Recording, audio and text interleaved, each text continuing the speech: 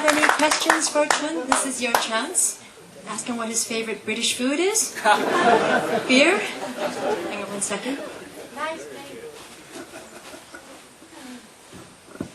I have one question, but also one comment to say, first of all, what I thought brilliant speech it was, and how much everyone enjoyed it.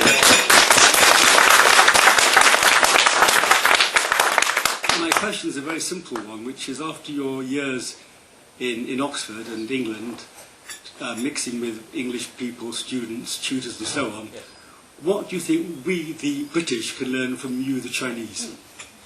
How long you got? Good question. I think the question depends how we look at ourselves, because more often than not, when we talk about China, especially in the West, the economics, the pandas, the Confucius, the ancient tradition, or the modern or the contemporary economic achievements are high on the agenda. However, I do think we have lost our ancient wisdom, even as Chinese ourselves, because recently I tried to write an article to guide Westerners to talk to ordinary Chinese who have not have extensive experience in the West to understand Chinese people, such as my parents. You have to look at the high school textbooks they learn when they're in high school, because that's where the indoctrination or the formal learning that all Chinese people share comes from.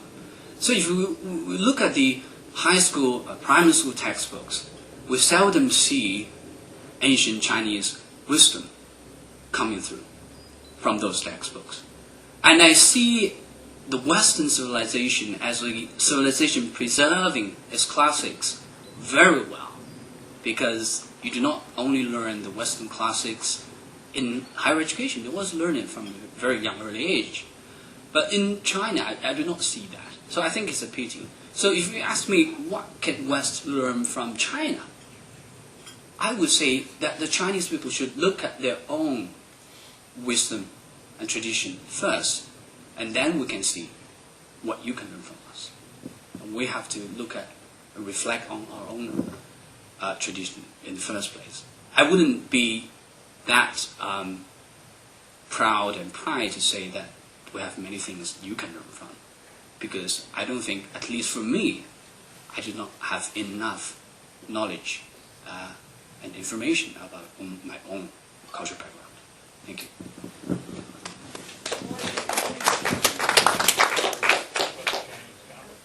Derek? Yes. Oh, sorry. I know it's only 2013, but already everyone says it's the Chinese century. I'm not sure what that means. So if your son or daughter was making this speech in 25 years' time, do you think the Chinese would be less hermetically sealed to China, or do you think they'd be more international, cosmopolitan about where they think their role is to help us as people in the world? Yes. I'm not sure if the quote is accurate, but it's quite popular in China because it's translated into Chinese when the late Lady Thatcher said that China will never be a great power in the world as long as it only contributes TV sets to the world. It does not contribute ideas to the world. So in 25 years' time, I hope my descendants, my children, luckily they will have the same opportunity as I do nowadays. They stand here and talk to a distinguished audience like you, that China does not only have economic prosperity, but also have dignity and great ideas to contribute to the world. For example, China is very good at efficiency.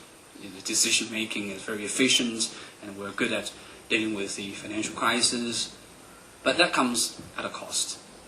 I would hope in 25 years' time, my children would say that we have ideas of governance, of living together, of really creating a harmonious society, not only in China, but also in the world, that the Westerners and other countries can look up to. So in that sense, I would say the boundary between Chinese and the West, or whether it's a cosmopolitan future, is not that important anymore, because Chinese people at that time, I hope, will be confident enough, not as a ruler of the world, but as equal interlocutor with other parts of the world, and present our own case and present our own wisdom. I'm not sure if that answers your question. Yes. Well, thank you very much, Chen. I really admire your speech in terms of the idealistic side of getting full-fledged from overseas education and going back to China and contributing to Chinese economic and social developments.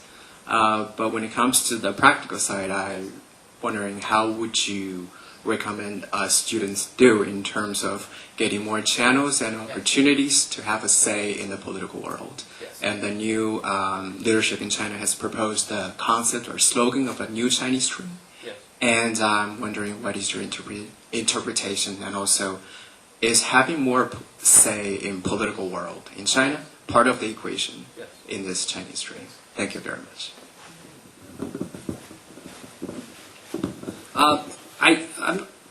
I think it's an inevitable trend.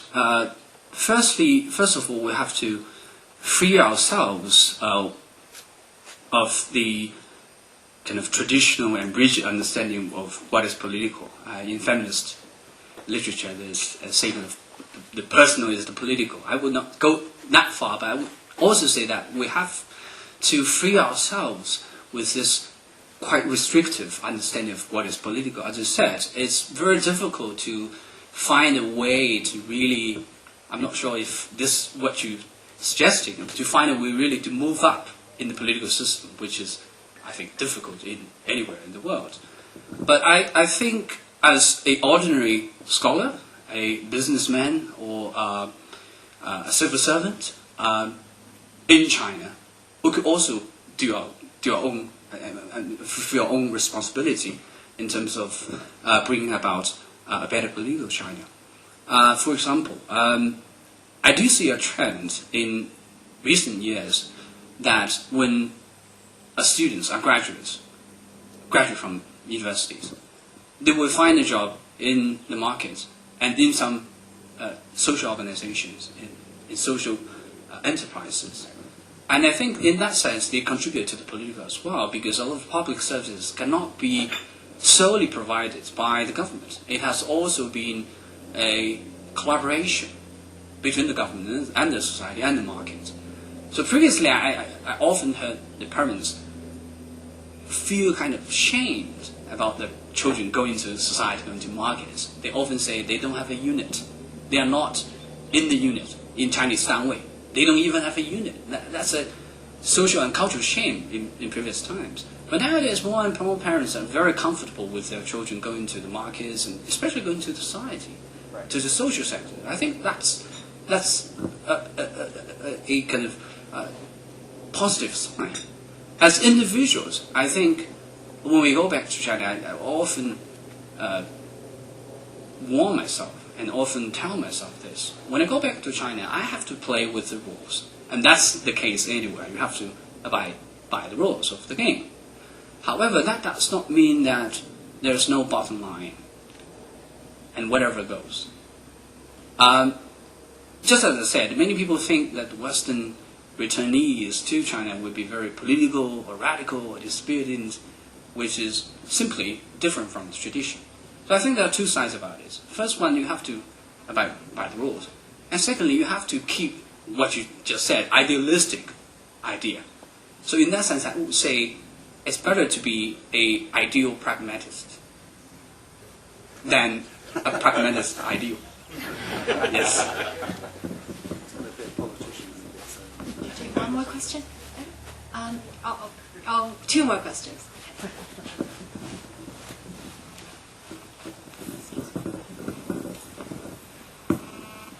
With the others, I'd like to congratulate you on a wonderful speech.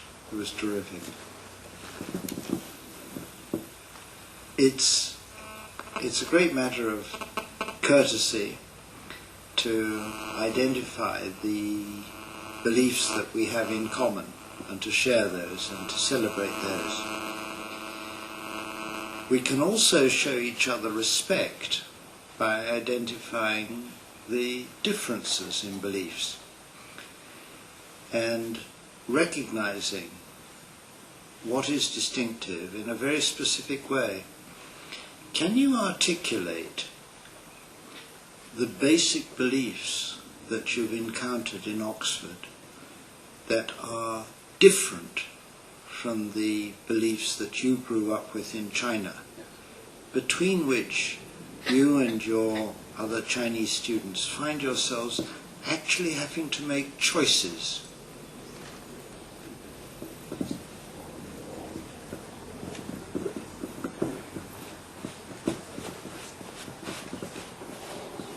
Yes, I would say it's at a very shallow level. It's the family issue. I mean, basically, the Chinese people, Chinese students, when the girls are younger, when they are 25 years old, when the boys and chaps are 30 years old, or running up to 30 years old, they will have a pressure from their family to get married. So that's the decision I have to make. But at a more deeper level, I think that's a difference. I'm not sure if I'm making the case correctly or understanding the British culture enough. But I do see a fundamental difference in the emphasis of individual and the community. I mean, there's a cliche that the Asian values are communitarian and the Western are individualistic, but actually it's not the case. Before I came to Britain, we often heard this idea that the Westerners don't care about family, they don't care about education, they just want to spend all the money they've got and they don't care about children. That's not the case. That's totally illusion or misunderstanding among many Chinese people, including my parents. When I came here, I found that's not the case. But at the same time, I would still say there is this difference between more emphasis on individual and more emphasis on the community. For example, I'm a social scientist, I'm a lawyer, and also my friends here and fellow CSF scholars, some of them are scientists. We have been educated since we're very young that we come to the world with a mission. And when we were young, the mission was to build a socialist modern state, country of China. Nowadays, that mission is probably a little bit opaque than we were young, but still, the mission was there. Whether or not you say social science or science, there is a mission upon you, larger than you, that you have to contribute to the society. And that, I think, has two effects. The first effect is a positive one, because it prepares you to work very hard, because you're not working alone, and you're not working solely for yourself. On the other hand, it has a negative impact, because that will, at least in academic terms, that, especially for social science and humanities, that will narrow down your perspectives, because the spirit of knowledge for the sake of knowledge itself is lost in this mission-oriented study and pursuit of knowledge. Whenever we study a thing, we think it must be useful and helpful in social terms, in economic terms. So it's very difficult for Chinese students studying social science, and especially humanities, to get the due respect in China. I don't have that problem because law is popularly regarded as a very lucrative profession. Unfortunately, I study public law. I study constitutional law and political theory and administrative law. So the choice I have to make, one is that my parents are putting pressure on me to get married before I'm 30. I'm 27 years old. I have 3 years to go. The second choice I have to make is that my mom constantly propels me to study economics and financial markets and financial laws, which I don't have the gift to learn well, and I don't have the interest on. So that's the difference. That's the choice I have to make. And I think many of my fellow CSF scholars here would probably face the similar pressure from the parents. First is family. The second, you have to have a money-making career. So I do not see as much as pressure on my British or other international peers here in Oxford. Yes, thank you.